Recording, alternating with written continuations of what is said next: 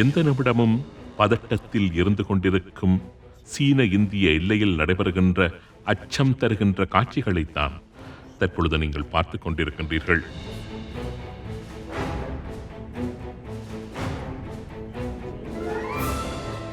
இந்திய ராணுவ வீரர்கள் மற்றும் ITBP என்று அழைக்கப்படுகின்ற இண்டோ டிபேட்டன் பார்டர் போலீஸ் வீரர்களுக்கும் சீனாவின் PLA என்று அழைக்கப்படுகின்ற பீப்பிள்ஸ் லிபரேஷன் ஆர்மி வீரர்களுக்கும் இடையில் தினமும் இடம்பெற்று வருகின்ற இடுபறிகளின் ஒரு மாதிரிதான் இந்த காட்சி.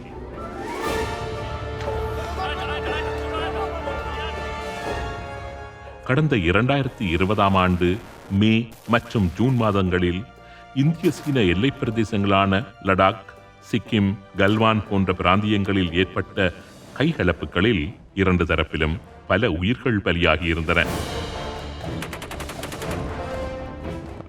மலைகள், பள்ளத்தாக்குகள் நிறைந்த பிராந்தியங்களின் ஊடாக சீனாவுடன் சுமார் 3500 கிலோமீட்டர் நீளமான எல்லையை பகிர்ந்து கொள்ளுகின்ற இந்தியா உறைய வைக்கும் குளிரில் அந்த 3500 கிலோமீட்டர் நீளமான எல்லைகளிலும் படைகளை பாதுகாப்பாக நிறுத்தி வைப்பது என்பது இலகுவான ஒரு காரியமல்ல. பின்தளங்களில் நிறுத்தி வைக்கப்பட்டிருக்கும் படையணிகள் தேவைக்கு ஏற்றபடிதான் குறிப்பிட்ட முன்னரங்குகளுக்கு நகர்த்தப்படும். அப்படி படைகள் நகர்த்தப்படும் இடங்களில் அநேகமானவை தரைவழி பாதைகள் இல்லாத மலையுச்சிகளாக அல்லது பள்ளத்தாக்குகளாக இருப்பது வழக்கம். இந்திய ராணுவத்தை பொறுத்தவரையில் சீன எல்லைகளில் இந்த படை நகர்த்தல்களுக்கு மிகவும் இன்றியமையாததும் மிக மிக முக்கியமானதுமான ஒரு ஊடகம்தான் MI-17 உலங்கு வானூர்திகள்.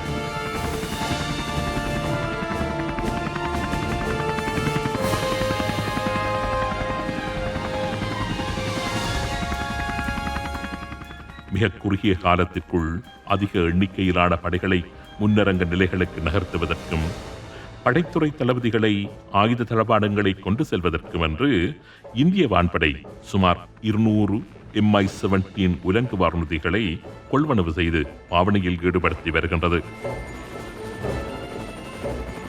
இப்படிப்பட்ட ஒரு MI-17 உலங்கு வானூர்தி தான் கடந்த 2021 ஆண்டு டிசம்பர் மாதம் 8ஆம் தேதி தமிழ்நாடு குன்னூரில் விபத்துக்குள்ளாகி இருந்தது.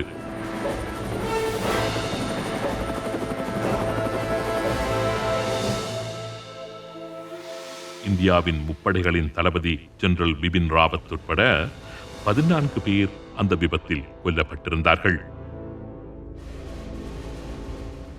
நடைபெற்றது விபத்தல்ல, திட்டமிட்ட சதி என்றும் அந்த சதியின் பின்னணியில் சீனாவின் கரங்கள் இருக்கின்றன என்றும் இந்தியாவின் நாடாளுமன்ற உறுப்பினரும் பிரபல அரசியல்வாதியுமான சுப்பிரமணியன் சுவாமி தெரிவித்த குற்றச்சாட்டு பற்றி பார்ப்பதற்கு முன்பதாக அந்த விபத்து பற்றி சீனா என்ன கூறியிருக்கின்றது என்று பார்ப்பது பொருத்தமாக இருக்கும்.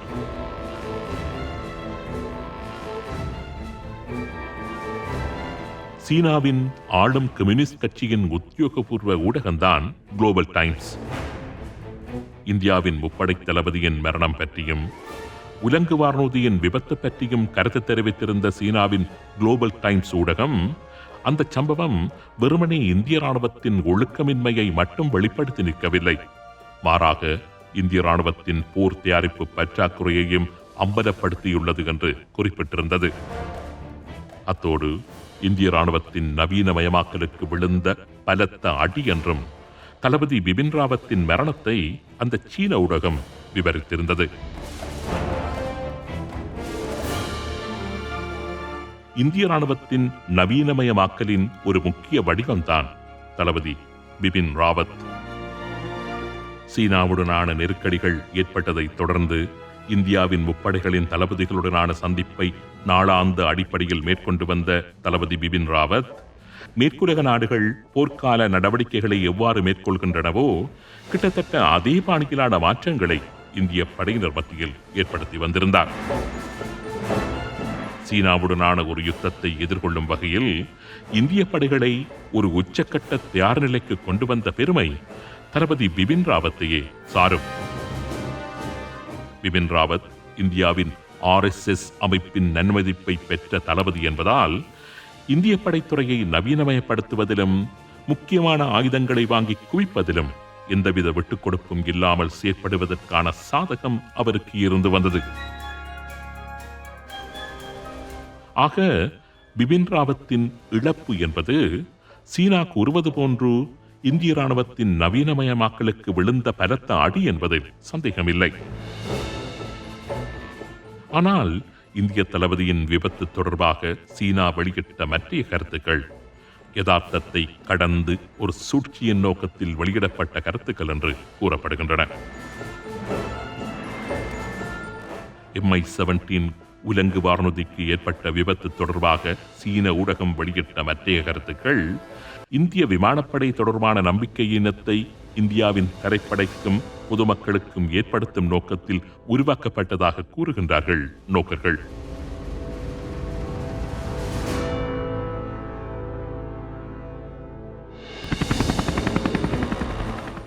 MI-17 உலங்கு வானூர்தி என்பது இந்திய போர் முனைகளை பொறுத்தவரையில் இந்திய படைவீரர்களின் ஆபத் பாந்தவர் என்று கூறலாம். நாங்கள் ஏற்கனவே பார்த்தது போன்று இந்திய சீன எல்லைகளில் பின்தளங்களில் நிலை கொண்டுள்ள படையணிகளை ஒரு குறுகிய நேரத்திற்குள் முன்னரங்குகளுக்கு நகர்த்தி தேசத்தின் நிலப்பிரதேசங்களை மாத்திரமல்ல முன்னரங்கில் நிலை கொண்டுள்ள படை வீரர்களின் உயிர்களையும் காப்பாற்றுவதில் இந்த MI-17 உலங்கு வானூர்திகளின் வகிபாகம் என்பது மிக மிக முக்கியமானது. சுமார் 24 படை வீரர்களையும் சிறிய ரக ராணுவ வாகனங்களையும் சுமந்து பயணிக்கக்கூடிய 200 MI-17 உலங்கு வானூர்திகள் இந்தியாவிடம் இருப்பதாக கூறப்படுகின்றன.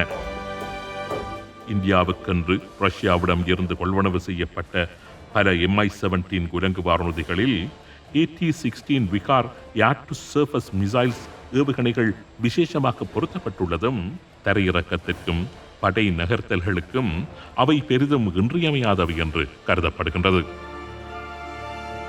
அமெரிக்காவே இந்த MI-17 உலங்கு வானூர்திகளை கொள்வனவு செய்து பாகிஸ்தான் மற்றும் ஆப்கானிஸ்தான் போன்ற நாடுகளுக்கு விநியோகம் செய்யும் அளவிற்கு நம்பகத்தன்மையான வான்கலங்கள் இவை. அப்படிப்பட்ட MI-17 உலங்கு வானூர்தி விபத்துக்குள்ளானது. அதுவும் குறிப்பாக இந்தியாவின் அதி உயர் படைத்தளபதியை ஏற்றிச் செல்லுகின்ற தருணத்தில் அது விபத்துக்குள்ளானது. MI-17 உலங்கு வானூர்திகளின் செயற்திறன் தொடர்பான சந்தேகத்தை படையினர் மத்தியில் ஏற்படுத்தும் என்பதில் சந்தேகம் இல்லை. அதுவும் குறிப்பாக இந்தியாவின் எல்லைகளில் பதற்றம் நிலவி வருகின்ற இந்த காலத்தில் MI-17 உலங்கு வானூர்திகளின் தேவை அதிகம் உணரப்படுகின்ற இந்த நேரத்தில் MI-17 உலங்கு வானூர்தி ஒன்று விபத்துக்குள்ளானது என்ற செய்தி நிச்சயமாக களமுனைகளில் MI-17 உலங்கு வானூர்திகளின் மூலம் உதவிகள் வந்து சேரும் என்று வானத்தை அண்ணாந்து பார்த்து காத்திருக்கும் படை வீரர்களின் உளவுரத்தை குழப்பத்திற்குள்ளாக்கும் என்றே போரியல் நோக்கர்கள் கருதுகின்றார்கள்.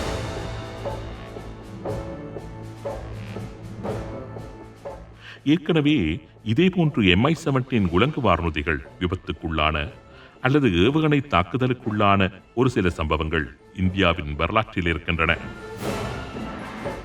2019 ஆண்டு காஷ்மீரின் பட்காம் பிராந்தியத்தில் ஒரு MI-17 உலங்கு வானூர்தி ஏவுகணை தாக்குதலுக்குள்ளாகி அதில் பயணம் செய்த 6 பேர் கொல்லப்பட்டிருந்தார்கள். 2011 ஆண்டு இந்தியாவின் அருணாச்சல பிரதேசத்தில் உள்ள தவாங் மாகாணத்தில் மற்றொரு MI-17 உலங்கு வானூர்தி விபத்துக்குள்ளானதில் அதில் பயணம் செய்த 17 படை வீரர்கள் கொல்லப்பட்டிருந்தார்கள். MI-17 உலங்கு வானூர்திகள் தொடர்பாக இந்தியாவில் ஏற்கனவே 2 பாரிய விபத்துக்கள் பதிவாகி இருந்த போதிலும் அந்த விபத்துக்கள் பெரிய அளவில் பேசுபொருளாகி இருக்கவில்லை.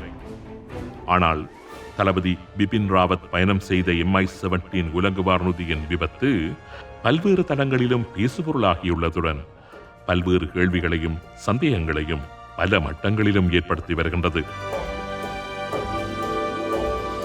சீனாவின் ஆளுந்தரப்பின் உத்தியோகபூர்வ ஊடகமான குளோபல் டைம்ஸ் MI-17 உலங்கு வானூர்தியின் விபத்தை இந்திய ராணுவத்தின் ஒழுக்கமின்மையின் வெளிப்பாடு என்றும் இந்திய ராணுவத்தின் போர் தயாரிப்பு பற்றாக்குறை என்றும் கூறியிருந்ததானது இந்தியாவின் வான்படை மீது இந்தியாவின் தரைப்படையினருக்கும் மக்களுக்கும் சந்தேகத்தை ஏற்படுத்தும் நோக்கத்தோடு மேற்கொள்ளப்பட்ட ஒரு உளவியல் நடவடிக்கையாகவே பார்க்க வேண்டியுள்ளது. இவை அனைத்தும் ஒருபுறம் இருக்க, இந்திய தளபதி ஜெனரல் பிபின் ராவத் பயணம் செய்திருந்த MI-17 உலங்கு வானூர்தியின் விபத்தை கடந்த வருடம் தாய்வான் ராணுவ தளபதிகள் பயணம் செய்த உலங்கு வானூர்தி விபத்துடன் ஒப்பிட்டு ராணுவ வட்டாரங்களில் எழுப்பப்பட்டு வருகின்ற சந்தேகங்கள் பற்றியும் இந்த இடத்தில் நாம் பார்த்தேயாக வேண்டும். 2020 ஆண்டு ஜனவரி மாதம் 2ஆம் தேதி தாய்வானின் chief of general staff general Shen Yi Ming பயணம் செய்த உலங்கு வானூர்தி விபத்துக்குள்ளாகி தாய்வான் ஜெனரல் உட்பட 12 உயரதிகாரிகள் கொல்லப்பட்டிருந்தார்கள். அந்த தாய்வான் படைத்துறை உயரதிகாரியின் மரணத்துடன் இந்திய படைத்துறை உயரதிகாரியின் மரணத்தையும் ஒப்பிட்ட பல ராணுவ வல்லுநர்கள் சீனாவுக்கு மிகுந்த சவாலான தலைவர்கள் ஒரே விதமாக கொல்லப்பட்டுள்ளது தொடர்பிலான சந்தேகங்களை வெளியிட்டு வருகின்றார்கள். தாய்வானின் ராணுவ தளபதியின் மரணத்தின் பின்னால் சீனாவின் சதிக்கரங்கள் இருக்கலாம் என்ற குற்றச்சாட்டுகளின் அடிப்படையில் இந்தியாவின் ஜெனரல் பிபின் ராவத்தின் மரணத்திற்கு பின்னாலும் சீனாவின் கரங்கள் இருக்கலாமோ என்கின்ற சந்தேகத்தை எழுப்பியுள்ளார்கள் பிரபல ராணுவ ஆய்வாளர்கள்.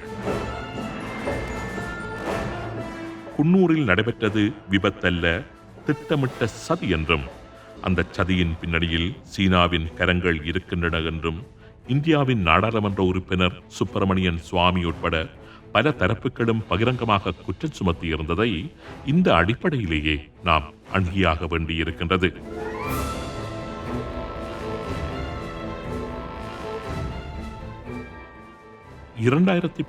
ஆண்டு நவம்பர் மாதம் 8ஆம் தேதி அமெரிக்காவின் பாதுகாப்பு தரப்பும் US சைபர் செக்யூரிட்டியும் இணைந்து போயிங் 757 ஜெட் விமானம் ஒன்றை எந்தவித தொடுகையும் இல்லாமல் தாங்கள் ஹேக் செய்ததாக அறிவித்திருந்தார்கள். அந்த அறிவிப்பு உலகையே அதிர்ச்சிக்குள்ளாக்கி இருந்தது. இங்கு இருந்தவாறு விமானங்களை சைபர் தாக்குதல்கள் மூலம் கட்டுப்படுத்தி விரும்பினால் அவற்றினை விபத்துக்குள்ளாக்க முடியும் என்ற உண்மையை உத்தியோகபூர்வமாக US சைபர் செக்யூரிட்டி ஒப்புக்கொண்டிருந்தது. 2018ஆம் ஆண்டு அக்டோபர் மாதத்தில் US agency government accountability office வெளியிட்ட அறிக்கை ஒன்றில் 2012ஆம் ஆண்டு முதல் 2017ஆம் ஆண்டு வரை அமெரிக்காவில் தயாரிக்கப்பட்ட வெப்பன் சிஸ்டத்தில் அநேகமானவை சைபர் அட்டாக்ஸுக்கு உள்ளாக்கப்படக்கூடிய ஆபத்தில் இருப்பதாக தெரிவிக்கப்பட்டிருந்தது. இந்த விடயங்களை சுட்டிக் காண்பிக்கும் போரியல் ஆய்வாளர்கள் தளபதி பிபின் ராவத் பயணம் செய்த MI-17 உலங்கு வானூர்தியின் விபத்து ஒருவேளை சீனா மேற்கொண்ட சைபர் அட்டாக்கின் ஒரு வெளிப்பாடாக கூட இருக்கலாம் என்று சந்தேகம் எழுப்பியிருந்தார்கள்.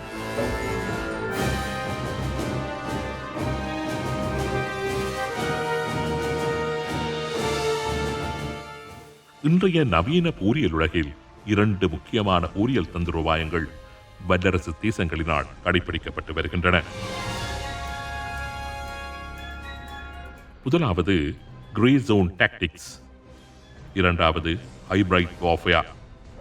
இந்த 2 போரியல் முறைகள் பற்றிய அறிவை நாம் கொண்டிருந்தால்தான் தாய்வான் மீதும் இந்தியா மீதும் சீனா மேற்கொண்டு வருகின்ற போர் வியூகங்களின் பரிமாணங்களை எங்களால் சரியானபடி புரிந்து கொள்ளக்கூடியதாக இருக்கும்.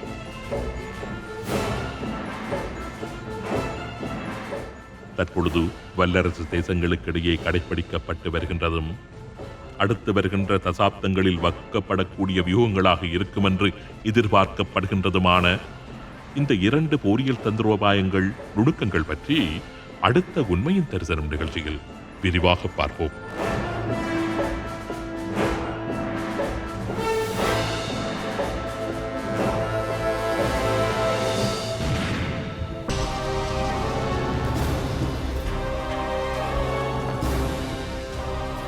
உண்மையின் தரிசனம் நிகழ்ச்சிக்கு அனுசரணை வழங்குவோர் 15 வருடத்திற்கு மேலாக அனுபவமுள்ள VBR ePost நிறுவனத்தினர். VBR ePost மூலம் உங்கள் வியாபாரத்தினை இலகுவாகவும் ஒரே இடத்திலும் முகாமை செய்திடுங்கள்.